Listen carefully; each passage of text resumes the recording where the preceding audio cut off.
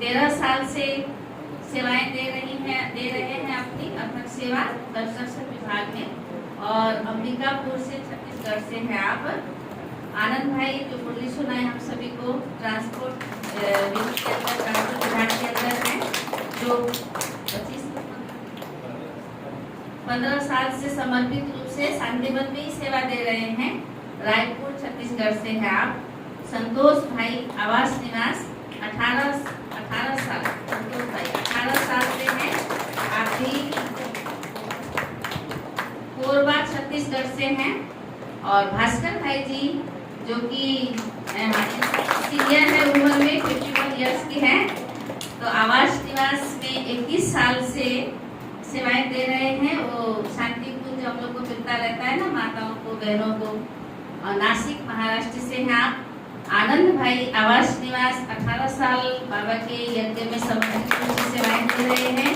आप ग्वालियर मध्य प्रदेश से हैं, जो मनमोहिनी वन त्रिलोक को संभालते हैं। तो हम सभी तहे दिल से 5 पांडवों को बहुत दिल की गहराइयों से अभिनंदन, स्वागत। बाबा के घर में बहुत अच्छे ढंग से आप आए, आकर के हम सबको बहुत लाभान्वित कर रहे हैं, मुरली सुना करके किए। और अभी बाबा ने जो आपके जीवन में बहुत सारे अनुभव से भरपूर किया है, अनुभव अपना शक्ति होता है, अनुभव अपना होता है, जो कि अनुभव सुन करके दूसरे बाबा के बच्चे बन जाते हैं, लग जाता है दिल में। तो हम सभी 5 भाइयों से अनुभव भी सुनेंगे। तो एक एक करके आप सभी अपना परिचय भी दीजिए अच्छे ढंग से, और अनुभव भी सुनाइए बाबा ने क्या क्या आप सबको दिया है, हम सबको भी बांटिए। ओम शांति।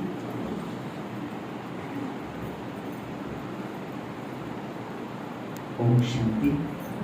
आप यदि आप यहाँ सामने आइए तो हमारे यहाँ की रौनक बढ़ जाएगी, क्योंकि शक्तियाँ सामने हों तो कुछ वैल्यू अलग होती है।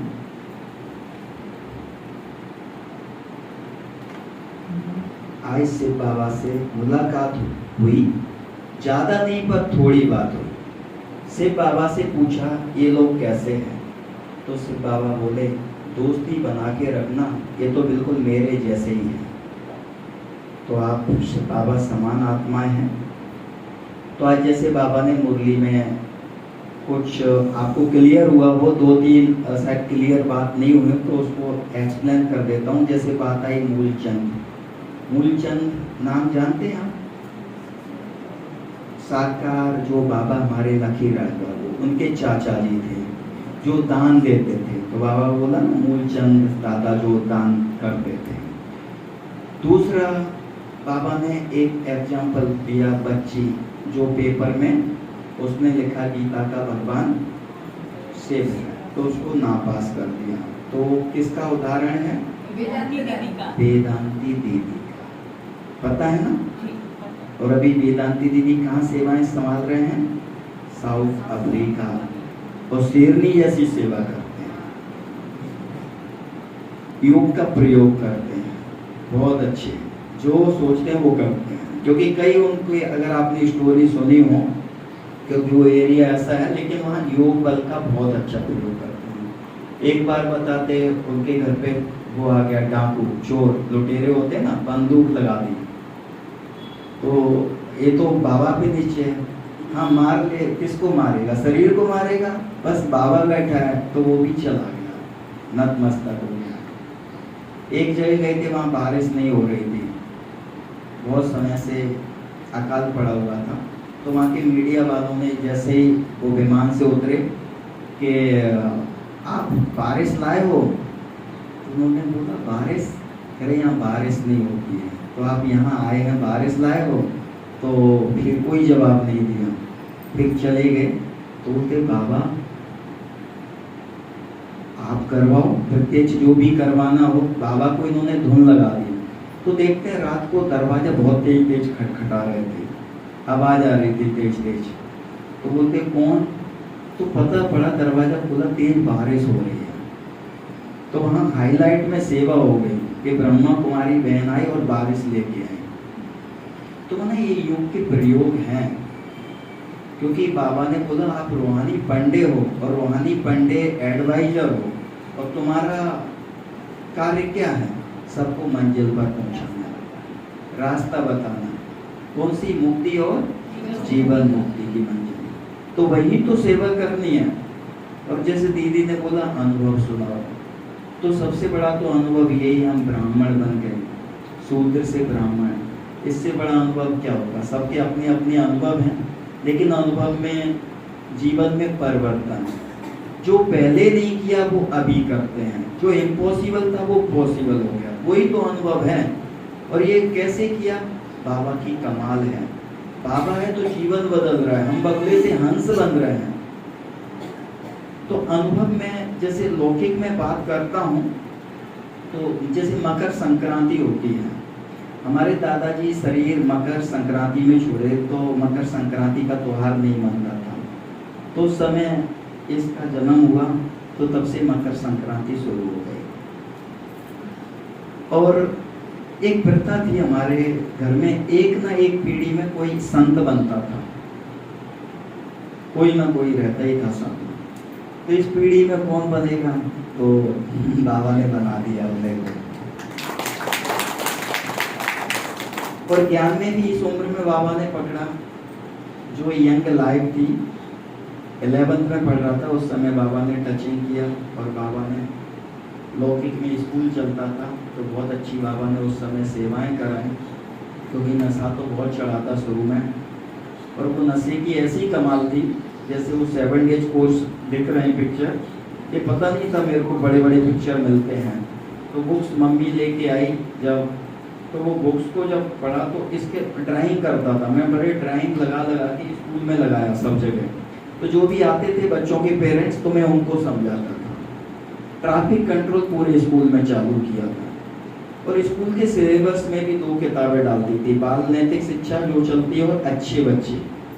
और वीकली सैटरडे को हम इसी का उनको मोटिवेशनल स्पीच माना लेते थे, बाबा का ज्ञान देते थे। जीवन में बहुत सारा बाबा ने परिवर्तन करवाया, सेवाएं भी करवाई, लेकिन एक इच्छा थी कि रहना है तो मधुबन में रहना है।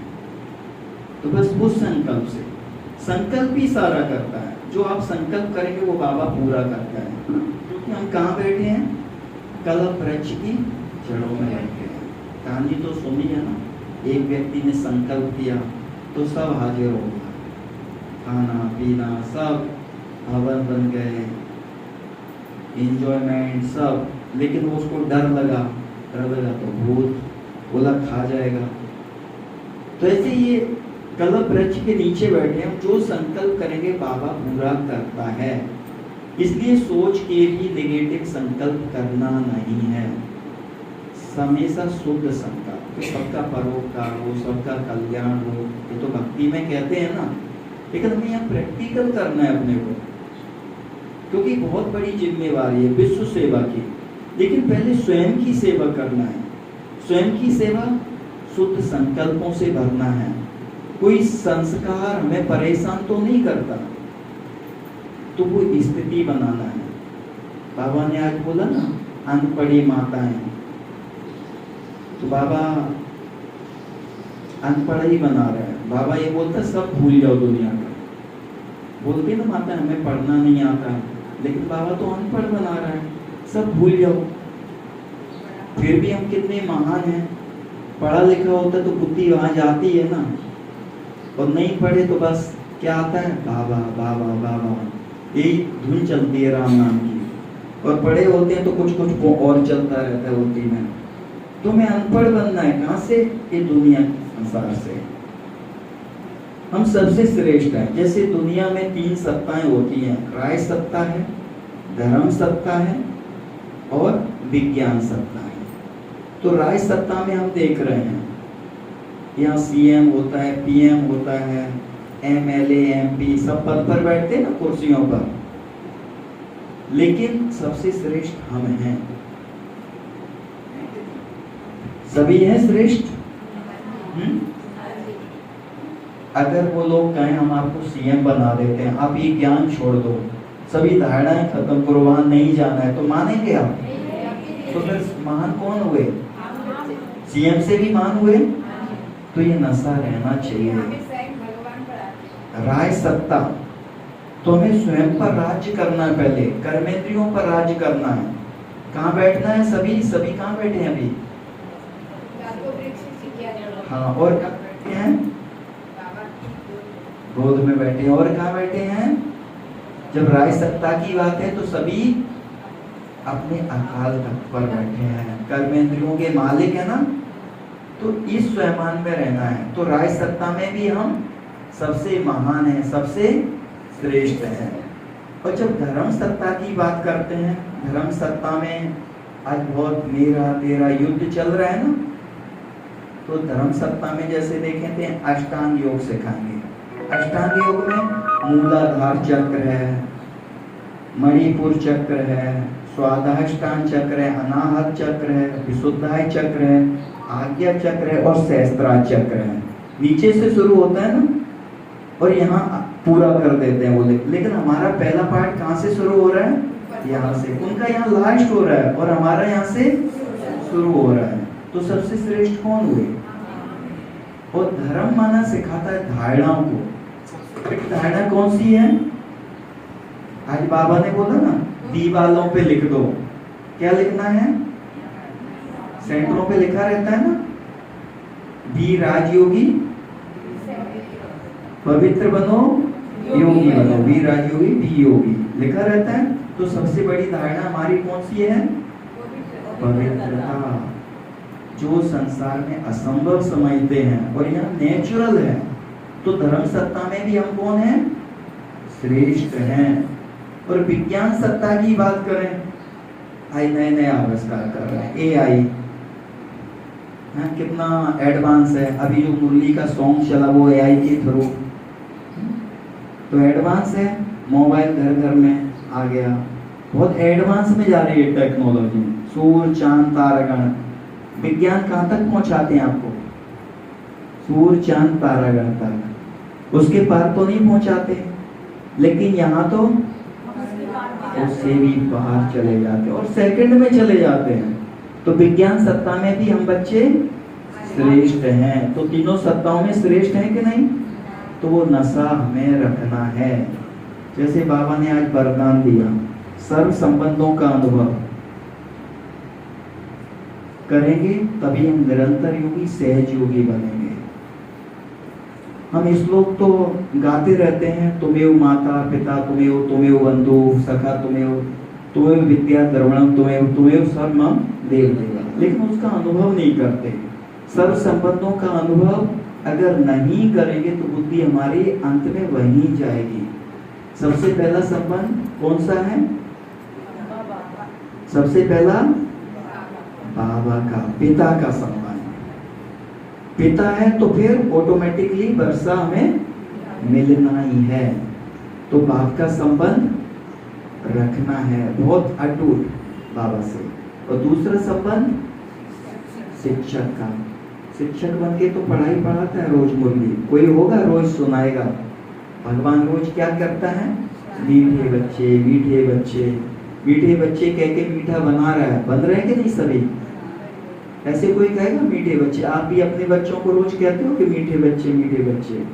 कुछ उल्टा काम करेगा तो एक गुस्सा भी आंख भी दिखा देंगे, लपड़ भी मार देते हैं कभी कभार। तो अभी तो नहीं थे, जब पहले बीके नहीं थे तब। तो यहाँ बाबा मीठे बच्चे, शिक्षक बन के रोज पढ़ा रहा है।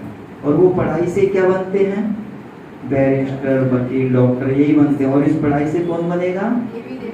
देवता।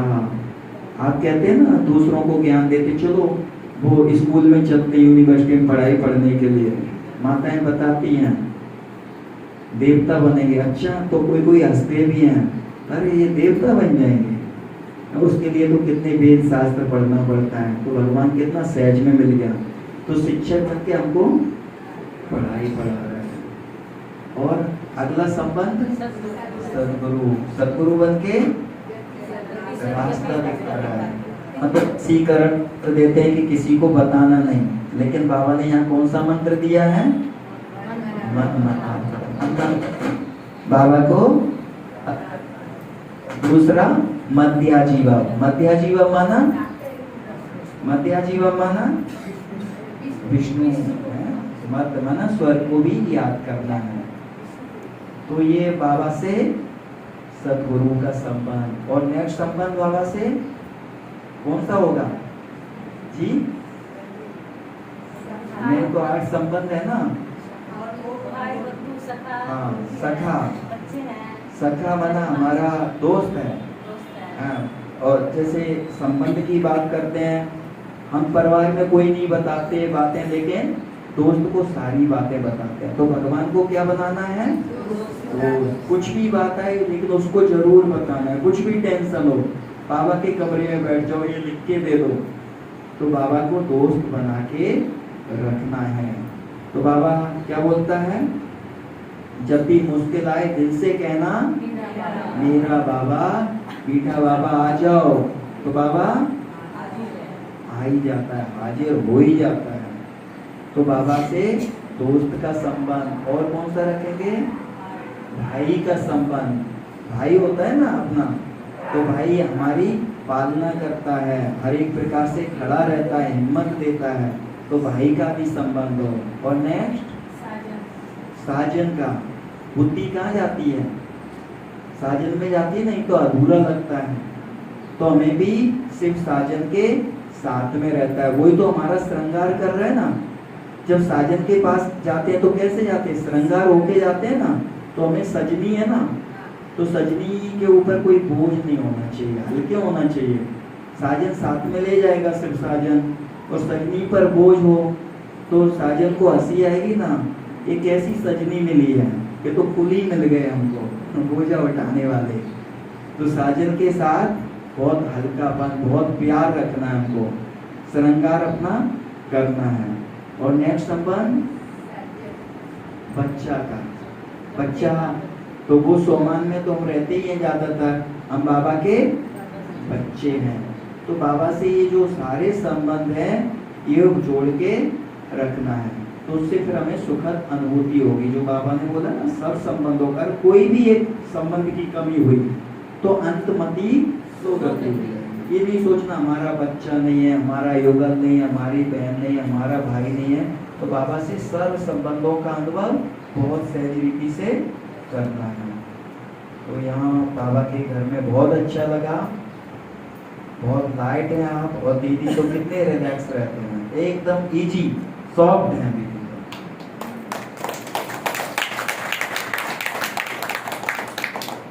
कहते हैं फल पाए तरवर झुके, झुके जलत जल पाए, और यश पाए सो जन झुके, यही प्रकृति सुभाए।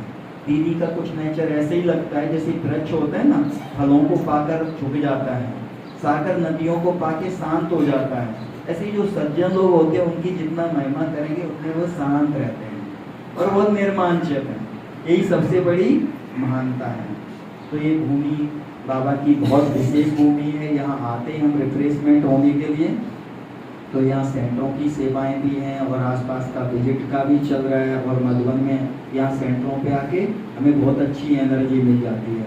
तो हम दीदी को ही याद करते हैं। सुदर्शन दीदी को देखा तो नहीं, देखा होगा, याद नहीं है उस समय, लेकिन सुदर्शन दीदी जिमों के बीच पड़े हुए हैं यहाँ।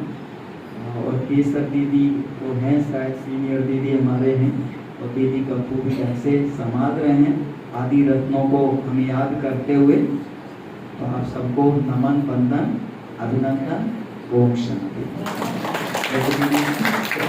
शरीर का नाम पी के आनंद भाई है और मनमोहन करलोपल्ली में 18 सासों और बाकी पी के कॉलोनी का संभालता हूँ। आपकी सिक्किम की भी 2-3 माताएं रहते हैं, ये यहाँ के सिलीगुड़ी के, तो बताते हैं कॉलोनी में रहते हैं, शांति बनती है। ओके, ओम शांति। मैं बाबा के बेहद साथी में सिविल इंजीनियर हूँ। वहाँ 13 साल से अपनी सेवाएं दे रहा हूँ। ज्ञान में मुझे 16 साल हो गए। ज्ञान में मैं छत्तीसगढ़ से अंबिकापुर शहर से निकला। बाबा के घर में देखते हैं अलग अलग कैंपस बने हुए हैं। मनमोहनी वन, आनंद सरोवर, शांति वन, मान सरोवर, अभिशक्ति सरोवर।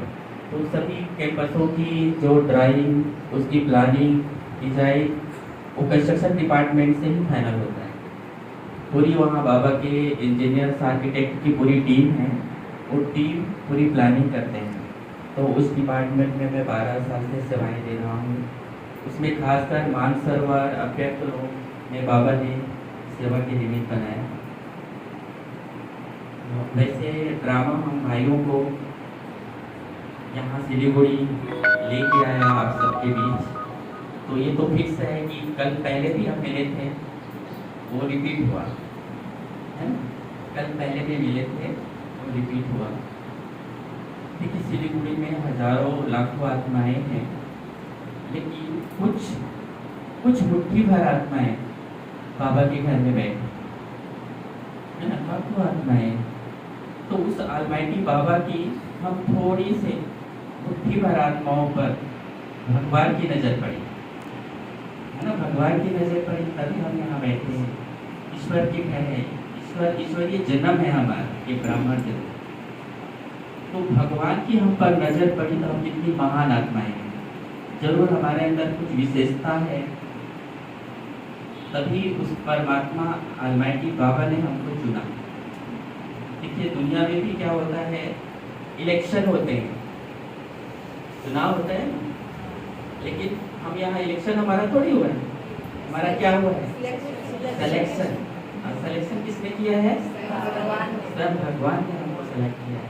तो भगवान की सिलेक्शन है, भगवान ने हमको चुना है। ये सोमान भी हमको याद रहेगा तो बड़ा नशा रहेगा, और सोमान से ही वो स्वरूप बनता है।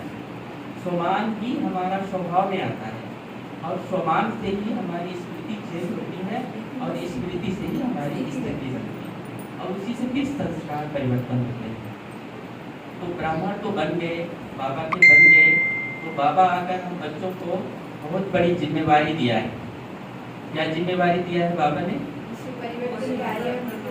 हाँ, एक बहुत बड़ा प्रोजेक्ट दिया है सत्युगी दुनिया लाने का, गोल्डन एज लाने का। और वो सत्युगी दुनिया कौन लेके आएंगे, हम बाबा के बच्चे। हम बाबा के बच्चे ही सत्युगी दुनिया लाएंगे। कैसे लाएंगे, हर एक बाबा का बच्चा अपने पुराने स्वभाव संस्कार को परिवर्तन करेंगे, है ना। तो हमारे अंदर क्या आएगी, दैवी संस्कार बनते जाएंगे। तो हमारे पुराने स्वभाव संस्कार के परिवर्तन से ही हमारा सत्युगी दुनिया आएगी। तो हमारा सत्युगी दुनिया लाने का जो आधार है संस्कार परिवर्तन। संस्कार परिवर्तन से ही संसार परिवर्तन होता है। तो संस्कार परिवर्तन कैसे होगा, सोमान का प्रैक्टिस। जितना ज़्यादा आप सोमान की प्रैक्टिस करते जाएंगे तो संस्कार ऑटोमेटिकली आपके दैवी संस्कार बनते जाएंगे, और पुराने संस्कार मर्ज होते जाएंगे। तो सोमान का ज़्यादा हम प्रैक्टिस करते जाएंगे तो हमारे अंदर क्या आती जाएगी, डिविनिटी आती जाएगी, देवत्व तो हमारा जागृत होता जाएगा। इसीलिए बाबा ने हमको अलग अलग सोमान बताए। बच्चे तुम पूर्वज हो, तो पूर्वज की सोमान में हम टिक जाएंगे तो वो स्वरूप बनता जाएगा। बच्चे तो मास्टर सर्वशक्तिवान। ऐसे बाबा ने हमको अलग अलग सोमान से श्रृंगार किया है। वैसे बाबा रोज हम बच्चों को ज्ञान गुरु शक्तियों से श्रृंगार तो करता ही है, लेकिन सोमान हमारा एक स्टेटस है। जैसे बाबा कहते हैं कि याद से तो आपको केवल मुक्ति में जाएंगे, लेकिन पढ़ाई क्या करेंगी, जीवन मुक्ति में लेके जाएंगे। तो आप पढ़ाई क्यों पढ़ रहे हैं, जीवन मुक्ति में जाने के लिए, इस स्टेटस के लिए हम ये पढ़ाई पढ़ते हैं। तो बहुत ऊंचा जीवन है हमारा ये ब्राह्मण जीवन। शास्त्रों में तो कहते हैं कि मनुष्य जीवन दुर्लभ है, लेकिन बाबा मिला, बाबा का ज्ञान मिला तो पता चला कि ये ब्राह्मण जीवन दुर्लभ है। क्योंकि कल्प में केवल एक बार इस संगम युग में हम बाबा के साथ सर्व संबंध का अनुभव कर सकते हैं। आज वरदान में देता, बाकी कोई भी टाइम हम नहीं कर सकते। तो ये जो टाइम है बहुत वैल्यूबल टाइम है, प्राप्ति करने का समय है। तो ये समय हमारा आलस्य बेलापेन में बड़ा अटेंशन से हम चले। एक बार बताते हैं, व्यक्ति को कहीं जाना था ट्रेन में, और उसको छोड़ने के लिए कुछ भाई लोग गए थे। तो ट्रेन स्टेशन पे आए, वो बातें करने में ही लगे हुए थे। जैसे ही ट्रेन चलने लगी तो उनको पता चला कि ट्रेन तो जाने वाली है। तो दौड़ते दौड़ते 1 2 3 चौथे पाँचवें सभी दौड़ते दौड़ते गए तो 4 लोग उसमें चढ़ गए जैसे तैसे करके। गाड़ी आगे निकल गई और एक जो व्यक्ति है वो छूट गया। तो ट्रेन में बैठे बैठा एक व्यक्ति रो रहा था, तो सामने बैठा पड़ोसी ने उसको कहा क्यों रो रहे हो, वो तो आ जाएंगे दूसरी वाली गाड़ी में। तो उस व्यक्ति ने कहा वो तो आ जाएंगे, मुझे भी पता है, मैं इसलिए रो रहा हूँ कि जाना तो उनको था, हम तो बस छोड़ने आए थे। जो जाना था वो रुक गया और जो छोड़ने आए थे वो चला गया। तो वो ट्रेन क्या है, ये संगम युग है। तो संगम युग रूपी जो ट्रेन है वो तो आगे बढ़ ही रहा है। तो हम व्यर्थ बातों में इतना बिजी ना हो जाए कि प्राप्ति का ये जो समय है छूट जाए और प्राप्ति न कर पाए। तो बड़े अटेंशन से हम चले और बाबा के इस कार्य में हम सहयोगी बने। बट चलते चलते हम ब्राह्मण क्या करते हैं, धीरे धीरे से एक दूसरे के निगेटिव कार्ड रखना शुरू कर देते हैं। फला व्यक्ति ऐसा, फलाने में ऐसा, ये ब्राह्मण होकर के भी ऐसा, इतने साल के ज्ञान में इतने चलन ऐसे है ना। तो हमको नोटिस नहीं करनी, हमको निगेटिव कार्ड लेके नहीं चलनी, क्योंकि ये जो कमियाँ कमजोरियाँ देखने से ही हमारी उसको समाने से फिर उसके प्रति हमारी भावनाएं खराब होती। तो बाबा ने हम बच्चों को तो कहा है कि हर आत्मा के प्रति जैसा भी हो हमको शुभ संकल्प रखना है, शुभ भावना रखनी है। बहुत अच्छा लगा आप सबके बीच में आके, आप सबसे मिलके। बाबा का इतना बेहद का परिवार, जैसे बाबा ने एक एक बच्चे को चुन चुन करके ईश्वरी परिवार, दैवी परिवार तैयार रखा है। बहुत अच्छा लगा आप सबसे मिलके। ओम शांति।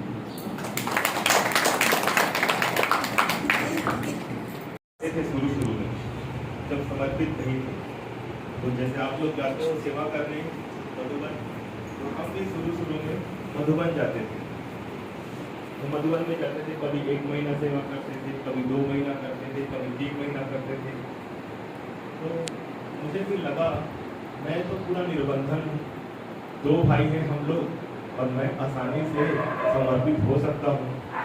तो फिर मैंने सभी जगह जाके बोला कि भाइयों को सेवा कर रहे हैं, मैं ना मधुबन में समर्पित होना चाहता हूँ, इतना अच्छा लगता है और इस जीवन को सफल करना चाहता हूँ। तो जिसको भी पूछूं मना करे, भाई यहाँ जगह ही नहीं है, कहाँ समर्पित होंगे। तो फिर मैं अपने दीदी से पूछा, दीदी हर साल तो मधुबन जाता हूँ और निर्बंधन हूँ, मुझे समर्पित करा दो ना। दीदी बोले बिल्कुल नहीं, ऐसा थोड़ी होता है समर्पित हो जाओगे, ऐसे थोड़ी हो जाएगा, ये तो समय आएगा तो देखेंगे।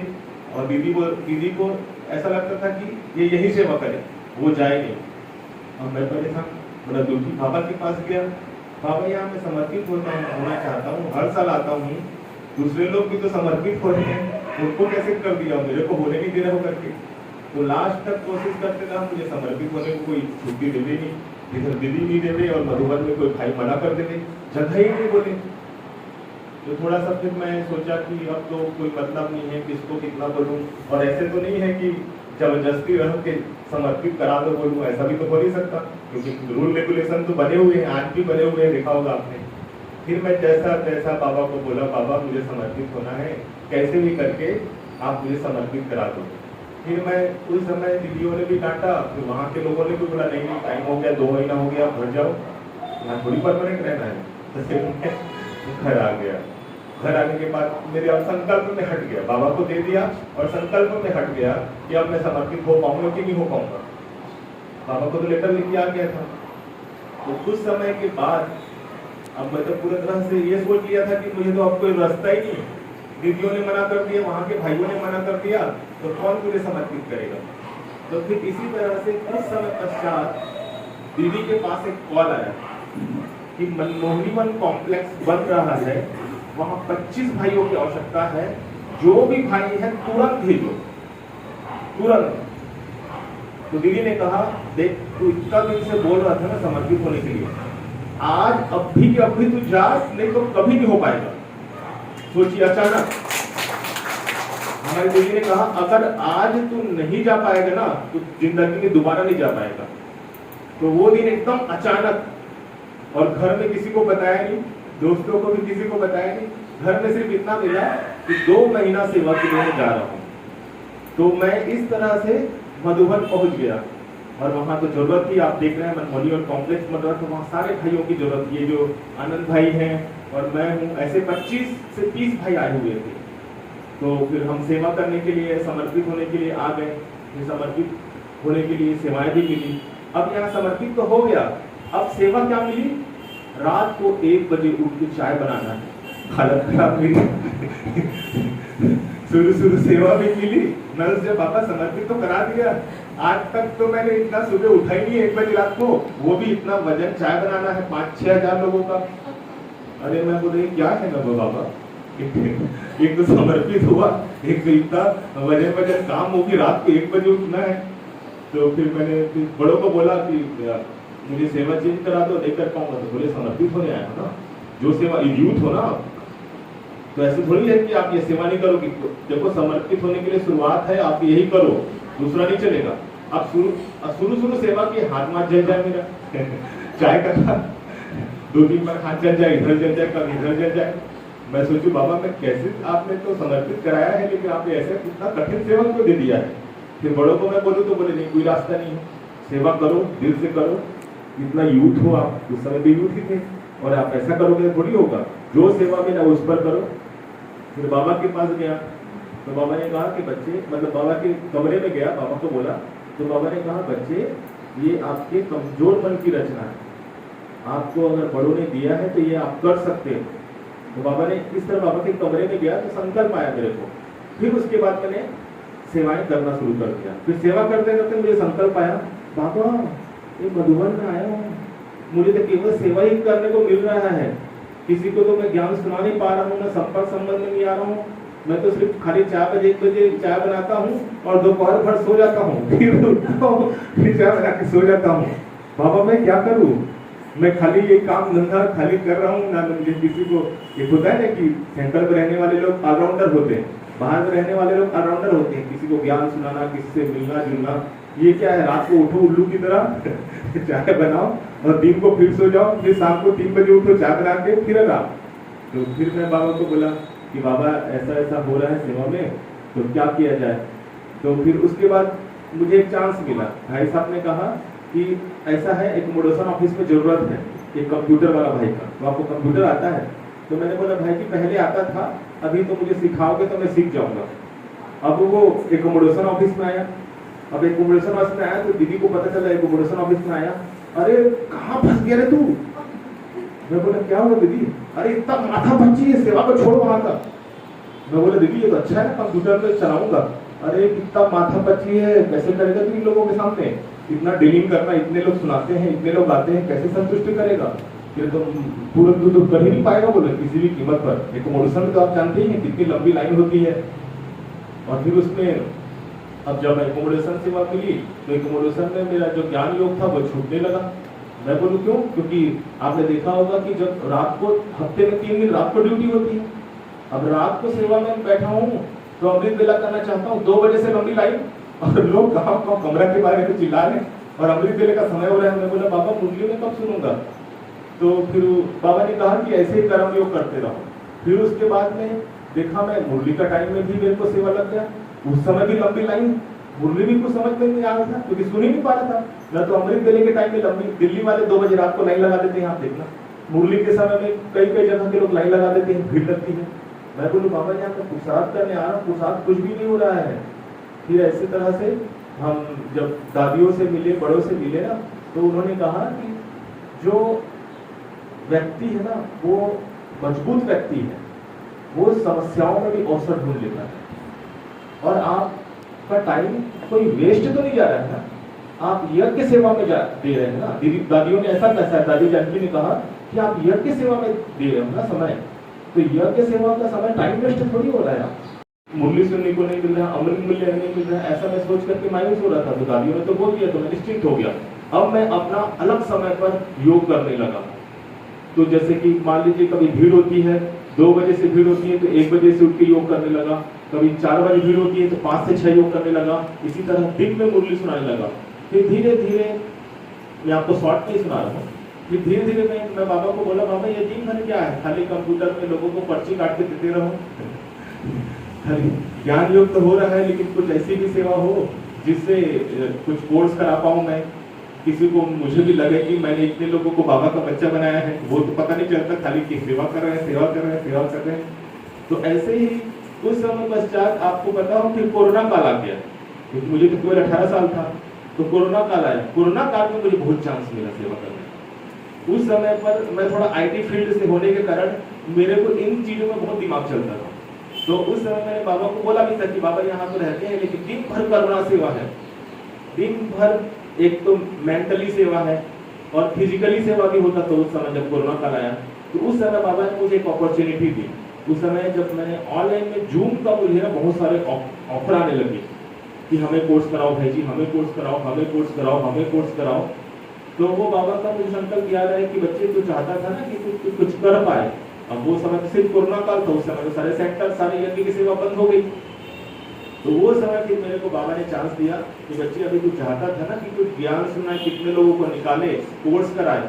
तो फिर उस समय मुझे लगभग 50,000 लोगों को कोर्स कराने का चांस मिला, जिसमें से 5 से 6,000 तो बाबा के बच्चे बने।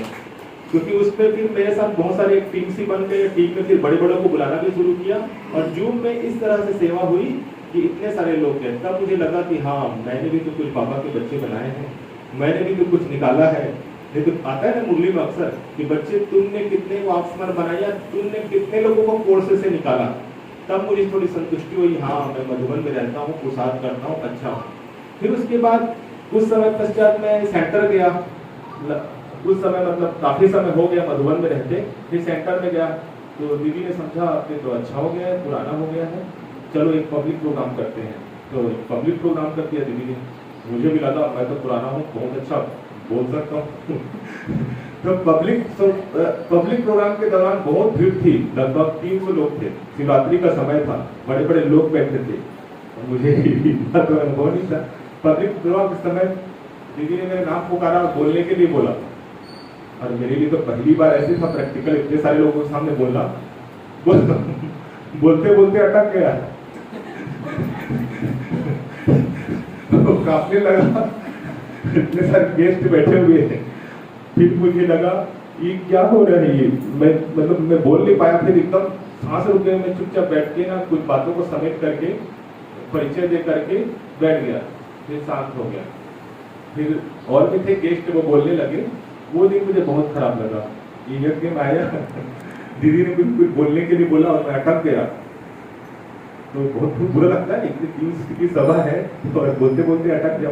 तो मुझे लगा ये मधुबन में रहता हूँ, कुछ सीखा नहीं क्या, कुछ अनुभव नहीं है क्या मेरे को। तो फिर उस समय मैंने फिर अपने चिंतन मनन को बहुत बढ़ाना शुरू किया, नोट करना, चिंतन करना। कुछ हम लोगों का जैसे आनंद भाई, हम लोगों का फिर एक ग्रुप बना राजू भाई जी के द्वारा। दादी गुलजार ने एक ग्रुप बनवाया उनके संकल्प से कि आप बस गए, कुछ चर्चा करो, कुछ चिंतन करो। तो हम लोगों का फिर बैठक होना शुरू हुआ, फिर योग हुआ, किसी पॉइंट पर चिंतन करना सीखे। जब चिंतन करते हैं तो 10 के 12 के सामने बोलना शुरू किया। तब कहीं जा करके फिर थोड़ा मोड़ा बोलने आया, नहीं तो क्या है हम बोल ही नहीं पाते थे। तो ऐसा लगता है ना, तो बाबा देखो हमारी छोटी छोटी जितनी भी भावनाएं हैं वो पूरी करते ही रहता है जीवन में। और पूरा अब सोचो ना कि हम लोग को जैसी जैसी भावना रही मेरी, बाबा ने पूरा किया। इसलिए जैसे आप लोगों की भी कुछ भी अगर भावना है, दिल से है, तो बाबा जरूर पूरा करेगा। लेकिन वो दिल की होनी चाहिए, शुभ भावना, सेवा का भावना होना चाहिए। और वो सेवा का भावना नहीं होता तो शायद मैं नहीं कर पाता। और देखो जैसे बाबा ने कहा ना कि आज भी बाबा ने कहा कि जब आप पुरुषार्थ करते हो तो विघन आता है। तो वैसे ही मेरे पास भी जब मैं कुछ करता था, मधुबन में आता था, जैसे आपको बताया, तो विघन आते थे। चाहे दीदियों ही मुझे टोकते थे, कई लोग ही टोकते थे कि ये नहीं कर पाओगे, वो नहीं कर पाओगे। लेकिन जैसे बाबा ने कहा ना कि विघन तो आना ही है। ये जैसे अगर आज के मूल्य के हिसाब से कहूँ तो जैसे बाबा ने कहा ना कि हीरो हीरोइन जो फिल्म होता है उसमें हीरो हीरोइन को डायरेक्टर बैठा के पूरा फिल्म की स्क्रिप्ट को समझा देता है। तुम्हारे पास इतने विघन आने वाले हैं, लेकिन तुम लास्ट में तुम्हारी जीत होने वाली है। डायरेक्टर एक्टर को पूरी तरह से सिखा देता है, उसके बाद उस एक्टर को कोई थॉट नहीं चलता उन विलेन को देख करके, उसको बस ये रहता है कि मैं अपना बेस्ट से बेस्ट रोल प्ले करूं, क्योंकि उसको अपना बेस्ट रोल प्ले करने में अवार्ड मिलेगा। अपना बेस्ट रोल प्ले करने में उसको अवार्ड मिलेगा। वो ये नहीं सोचेगा कि ये विलेन क्यों आया, क्यों ऐसे सीन बनाया गया, वो ये नहीं सोचेगा। तो इसी तरह से मैंने भी ये सोचा अपने जीवन में कि बाबा ने हमें इतना ज्ञान दिया है, हर चीज को स्पष्ट बताया है, जीत तो हमारी ही होनी है ना। कुछ भी विघन, कितनी भी परिस्थिति, कुछ भी बात आए, जीत तो हमारी ही होनी है कि किसी और की होने वाली है नहीं ना। अल्टीमेटम अगर लास्ट अगर जीत देखो तो हमारा ही होगा।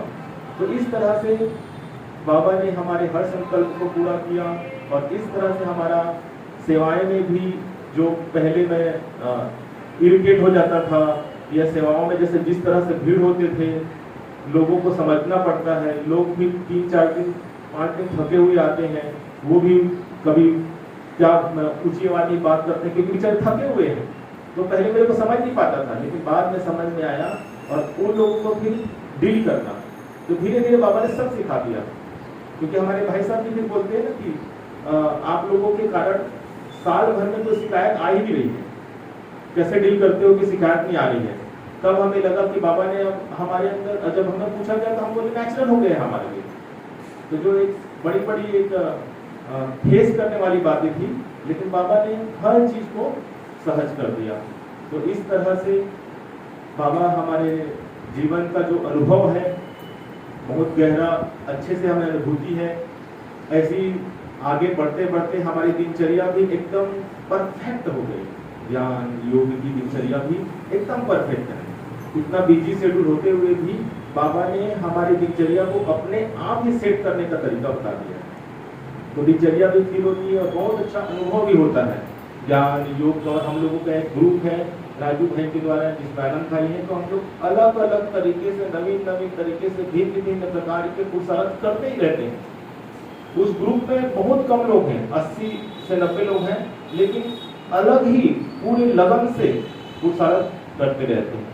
तो इस तरह बाबा ने हमारे अंदर के छोटे से छोटे भाव को, छोटे से छोटे संकल्प को पूरा किया। अभी और भी भाई हैं, सुनाएंगे। ओम शांति। से हम कनेक्ट होकर बैठ जाए ना, संकल्प करें बाबा आप करेंगे, तो उस सेवा में 100% सफलता मिलेगा। कभी भी कोई संकल्प चलेगा नहीं, क्योंकि हमें शुरू से यही सिखाया गया है कि हर सेवा आप निमित्त भाव से करेंगे, उसमें न खुद भी परेशान होंगे न सामने वाले परेशान होगा कि बाबा की सेवा है, बाबा करा रहा है। कई बार मेरा अपना पर्सनल अनुभव बता रहा हूँ, मैं यही संकल्प करता हूँ बाबा की सेवा है और बाबा कराएंगे, तो मैं देखता हूँ कि सामने वाला भी संतुष्ट हो जाता है और मुझे भी खुशी मिलता है। ये मेरे पर्सनल अनुभव है ना। न खुद भी डिस्टर्ब होंगे न दूसरे भी डिस्टर्ब होंगे, ये मेरा पर्सनल अनुभव है। तो आज तक मैंने वैसे जितने भी संकल्प किया है बाबा ने पूरा किया है। शुरू में जब मैं बाबा के पास आया, ज्ञान मिला मुझे, तो मेरे को लगा कि पवित्र जीवन, इतना श्रेष्ठ जीवन में भाई बहनों को देखता था, उनके चेहरा में कोई चिंता नहीं, कोई भय नहीं, किसी भी प्रकार का किसी टेंशन नहीं। तो मेरे को फील हुआ कि जीवन हो तो ऐसा जीवन हो। एकदम फर्स्ट टाइम की बात है, क्योंकि हमारे जितने भी बीके भाई बहने होते हैं टेंशन मुक्त होते हैं। तो पवित्रता की वाइब्रेशन ऑटोमेटिक ही है ना आकर्षित करता है। जैसे मंदिर में जाते हैं तो देवताओं की जो चित्र देखते हैं, ऑटोमेटिक हमें शांति की, प्यार के, स्नेह की अनुभूति होती है ना। तो ऐसे में सेम वैसे मेरे को अनुभव हुआ। तो मेरे को मैं एक ही संकल्प किया, जीवन हो तो ऐसे जीवन हो। मेरे को पता नहीं था कि बाबा मेरे को यहाँ तक पहुँचाएंगे, बस संकल्प किया। उसके बाद फिर मैं 7 डेज का कोर्स किया। दीदी बोली 7 डेज का कोर्स होता है यहाँ पर। अच्छा, एकदम स्टार्टिंग का अनुभव सुना देता हूँ। पहले जब मेरे को किसी ने ब्रह्मा कुमारी के परिचय नहीं दिया था, मैं डायरेक्ट बाबा का झंडा देखा दूर से, सेंटर के पास से गुजर रहा था, मैं मार्केट जा रहा था। मेरे को लगा ये अजीब सा झंडा दिखता है, क्या है ये अंग्रेजों टाइप का झंडा लग रहा है। पास में गया, बाबा के झंडे को देखते देखते 4-5 बहनें थी। उस समय नया सेंटर खुला था, उसमें आंगन धुलाई हो रही थी, गुरुवार का दिन था। तो मैंने कहा कि क्या होता है ये वाइट ड्रेस वाले है, पहले बार इतना वाइट ड्रेस में देखा, इतने बहनें इतने तो धुलाई कर रहे थे। फिर सफाई में फिर मेरे अंदर बुलाया, भैया आइए बैठे हैं। इससे में ऐसे ही हॉल था, थोड़ा बड़ा था ये। तो बाबा का तस्वीर सामने लगा हुआ था और मैंने कहा क्या होता है यहाँ पर? तो बोले यहाँ पर गीता ज्ञान सुनाया जाता है, गीता पाठशाला है ये। तो उस समय गीता पाठशाला था, फिर सेवा केंद्र बना वो। और मेरे को कौन सा गुरुवार के दिन था, भोग खिलाया बैठा कर कैसे कुर्सी में, और मेरे को बहुत अच्छा लगा। वहाँ वाइब्रेशन, एक पवित्र वाइब्रेशन, एक मंदिर की तरह सेम वाइब्रेशन था, क्योंकि जहाँ जहाँ मंदिर होता था हम जाते थे कुछ न कुछ नारियल वगैरह लेकर के। तो मैं बाबा के पास गया, मैंने ऐसे प्रणाम किया बाबा को, फोटो था, बैठा मेरे को बैठा करके भोग खिलाया। तो बहुत अच्छा लगा वाइब्रेशन। उसी समय मेरे को संकल्प था कि इतना निश्चिंत है, इतना शांति है, इतना प्रेम है कि चेहरे में वाइब्रेशन है, किसी भी प्रकार की कोई टेंशन नहीं। जीवन हो तो ऐसे जीवन हो। थोड़े समय में मैं संकल्प किया और देख किया।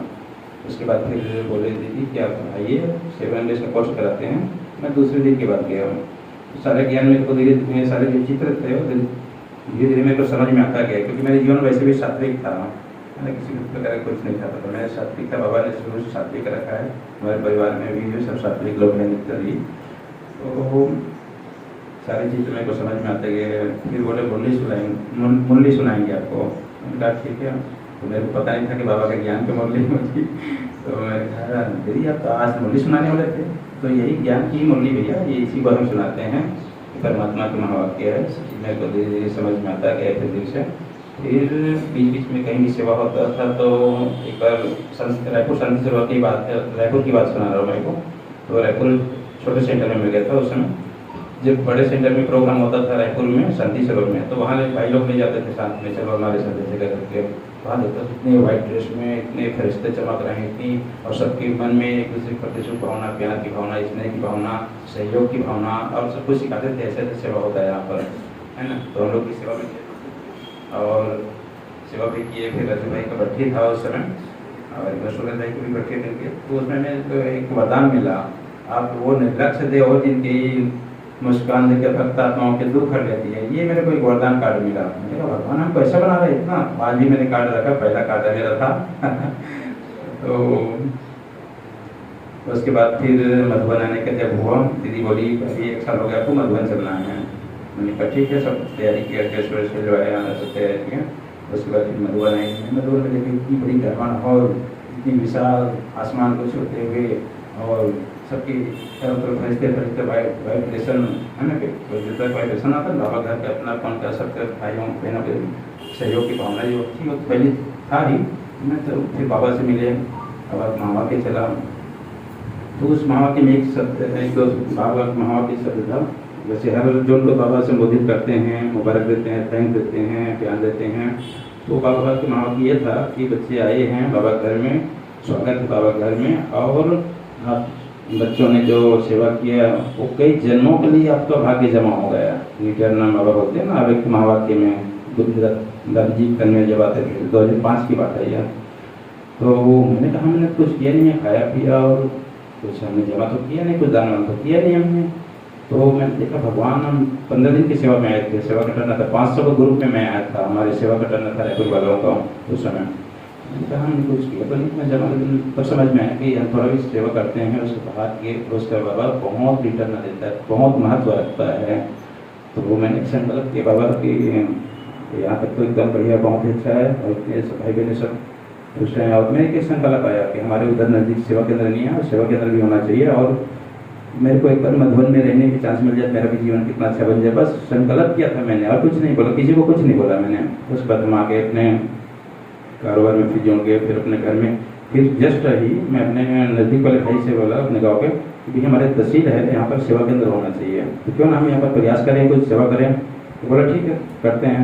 8-10 दिन के बाद फाइनल हो के प्रोग्राम रखते हैं। फिर हमने 7 दिन का कोर्स रखा वहाँ पर, हमारे नवागढ़ ब्लॉक है, रायपुर और बिलासपुर के बीच में, त्रिवेंद्र जिला पड़ता है। वहाँ पर हमने सेवा केंद्र खोलने के लिए प्रदर्शनी लगाया। उस प्रदर्शनी में हमने वो गाँव शहर है वो, तो सभी दुकानों में जाकर पर्चा बांटे, बाबा का संदेश बांटे, और माइक स्पीकर बड़े बड़े सब बिजनेसमैन भी भाई लोग आए हुए थे।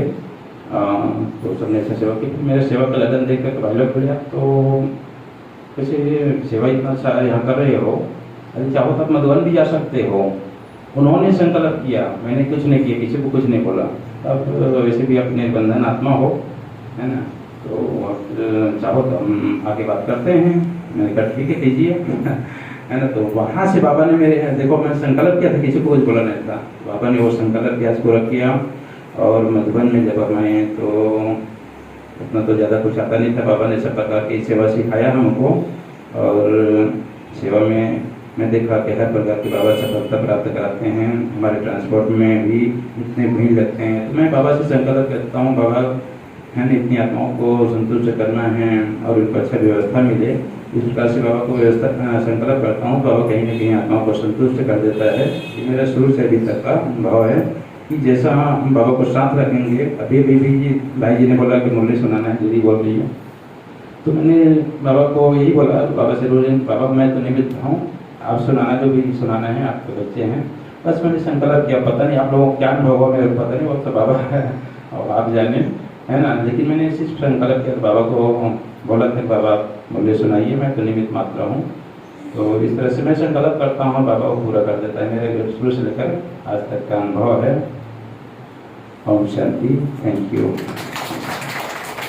तो क्या उसकी कुछ विधि या कुछ युक्ति होगी कि जिससे मुरली की धारणा और संस्कार परिवर्तन हो जाए? तो एक बात हमेशा ध्यान में रखो, समझो मुरली की बात लेते हैं, मुरली की धारणा होने में मेहनत लगती है। हम सबको पता है भगवान इस धरती पर आ चुके हैं, ब्रह्मा तन से मुरली भी सुना रहे। हम यहाँ सभी बैठे हैं, आप लोग आए किस लिए? भगवान की मुरली सुना। तो ये क्या नशा होना चाहिए। और कई लोग बहुत सारे मुरली लिख भी लेते हैं, बहुत सारे, और बाबा के बहुत अटेंशन से सुनते भी हैं कि क्या ये सुना है बाबा, ये सुना है। और जब धारणा की बात आती, कोई परिस्थिति आती है, कोई बात आती है, तो उस टाइम में वो जो पॉइंट लिखा है कई बार भूल जाते हैं, कई बार याद रहता है, लेकिन नहीं कर पाते, कारण शक्ति नहीं। तो जैसे 1 घंटे का समय आप घर से बिल्कुल फ्री हो गया है, तो उसको पूरा हमें सफल करना है। क्या होता है ना, जैसे मुरली चलती है ना, तो बीच में हमारी मन बुद्धि है ना बाहर कहीं भी चली जाती, काम धंधे में, घर में। तो यहाँ बहुत 1 घंटा पूरा अटेंशन से बैठना है। तो कैसे बैठना है? तो शुरुआत हम तो सब कर रहे थे, बाबा की मुरली बहुत बहुत बहुत हम अच्छी तरह से देख तो रहे, सुन दीदी को देख रहे, और मुरली भी पूरी अच्छी तरह से सुन भी रहे और समझ भी रहे कि हाँ ये तो भी धारणा। तो होता क्या है कि ये भगवान की डायरेक्ट मामा मुरली कोई भी सुनाए, जो भी मुरली एक ही समय पर सारे विश्व में चलती है। जिस समय ब्रह्मा में बाबा आए, और ये दिखने की बात नहीं है, समझने की बात है। हम सभी बहुत बहुत भाग्यवान हैं कि हमने भगवान को जाना, पहचाना, समझा। अब बात है, और वो आया इसलिए है कि हमको मनुष्य से देवता, तो मनुष्य से देवता बनाने का काम हमारा था, हम नहीं कर सकते। कार्य तो उसका वही करेगा, पर वो दिखता है नहीं, गुप्त है। और करवाता किससे? ब्रह्मा बाबा से तो किया, पर बच्चों से। ब्रह्मा बाबा और बच्चों के बिना वो कार्य किसी को, मनुष्य को, पतित मनुष्य को पावन देवता बनाना, ये उसका ही काम है। पर करता किससे है? हमारे से। जिससे अभी भाई जी ने बोला ना कि निमित्त समझो, हमारे में भले वो कुछ बातें हो नहीं, कोई भी कार्य तो भगवान के बड़े कार्य है ना। ये तो संस्कार परिवर्तन हो, मुरली की धारणा हो, ये की साधारण बात थोड़ी। बड़े बड़े ऋषि मुनि भी यहाँ फेल हो गए और आप लोग साधारण परिवार में रह करके, और आज दुनिया देख रही है, प्रत्यक्ष भी हो रहे बच्चे। तो ये कर कौन रहा है? बाबा ही कराते हैं, हम निमित्त होकर के बैठने हैं। तो मुरली सुनते समय एक अटेंशन देना है कि ज्यादा फोकस हमारा ना आत्मा पर होना चाहिए। भ्रुकुटी में ध्यान को भ्रुकुटी में रखना है और सामने बाबा के, ब्रह्म बाबा के भ्रुकुटी में देखना है। और ये जो मैंने देखा अभी, ये जो चित्र है यहाँ पर सिंपल है पर बहुत अच्छा है, बहुत अच्छी फीलिंग हुई। तो ब्रह्म बाबा के भ्रुकुटी में देखिए, या शुभ ज्ञान सूर्य परम धाम से आकर के सूर्य हमारे सामने है। तो इस तरीके से ध्यान, ज्यादा से ज्यादा ध्यान, मन बुद्धि को भटकने के चांस नहीं देना है। 1 घंटा मिला है हमको मुश्किल से, बहुत अच्छी तरह से सिर्फ करना है, मन को होना है, मन इधर बैठो और ब्रह्म बाबा, शिव बाबा, ब्रह्म बाबा के भ्रुकुटी में सुना। शुरू में क्या होगा, भले मुरली पर ध्यान नहीं भी रहेगा, चलेगा कुछ दिन। ये प्रैक्टिस बता रहा हूँ मैंने ये अभ्यास किया। शुरू में वो बात नहीं समझो कि अरे भाई बाबा क्या कर रहा है।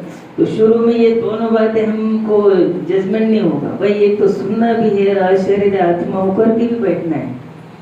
तो भले वो जो भी सुने, भगवान सुना रहा है, बस आत्मा बैठी है, बस बाबा के सम्मुख या ज्ञान सूर्य के सम्मुख। तो बस आत्मा होकर के बैठो, बस भ्रुकुटी में पूरा अटेंशन देते देते देते।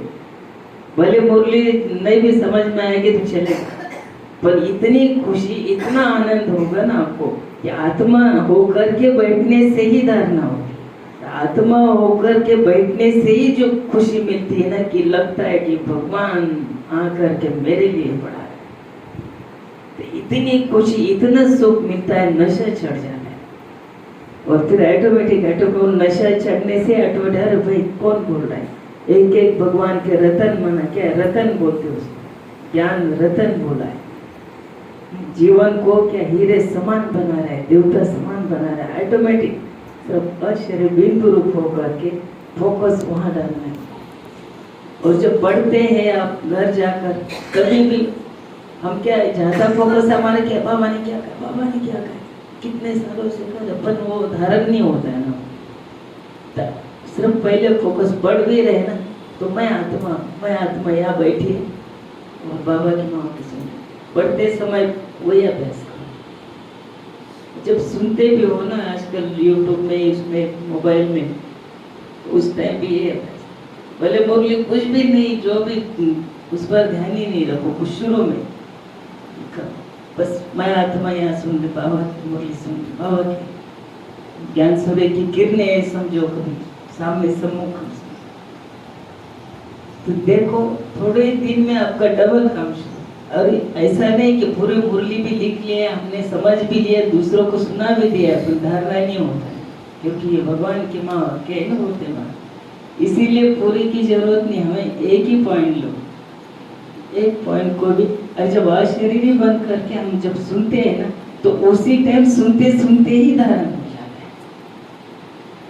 ये वो बहुत बड़ी कमाल हो जाए। छोटी सी बात भले एक दिन के लिए ले लो, बराबर टच होगा वो रोई माँ के, क्योंकि वो हम उस पात्र स्थिति से बैठे हैं ना, सीधे डायरेक्ट अंदर जाते, अंदर तक गहराई तक जाते, तो मेहनत नहीं करते। तो ये अभ्यास करके देख लीजिए। और हम अभ्यास, योगा अभ्यास भी करेंगे थोड़ा कुछ सेकंड का ही, ज़्यादा लंबा नहीं है, क्योंकि आप लोग।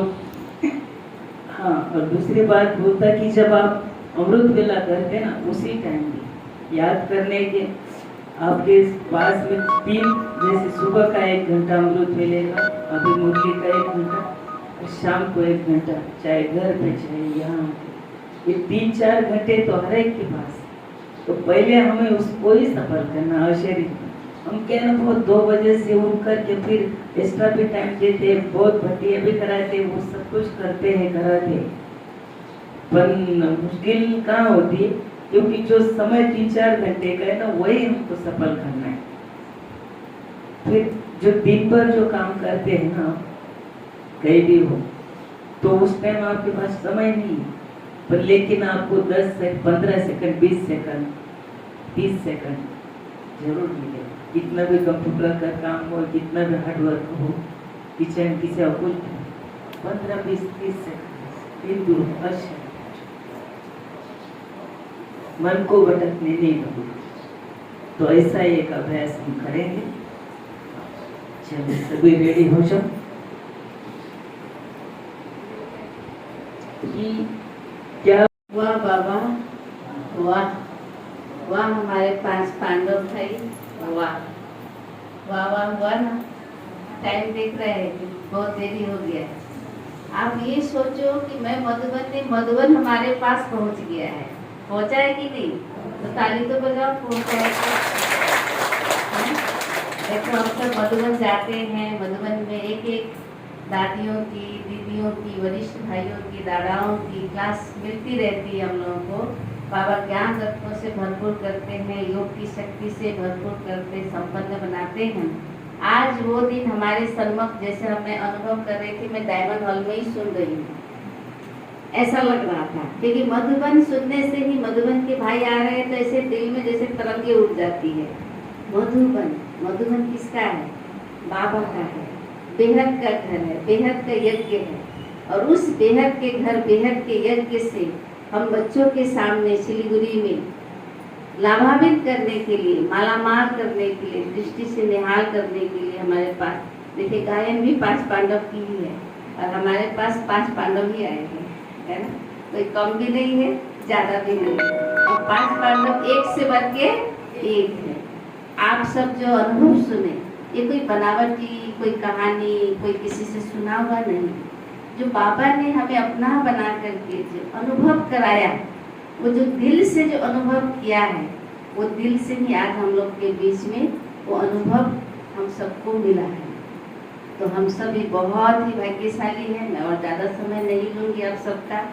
कि आनंद भाई तो शुरू से आनंदित करते हुए, हमारे सुनील भाई कंस्ट्रक्शन, नव निर्माण करते हुए, संतोष भाई पूरा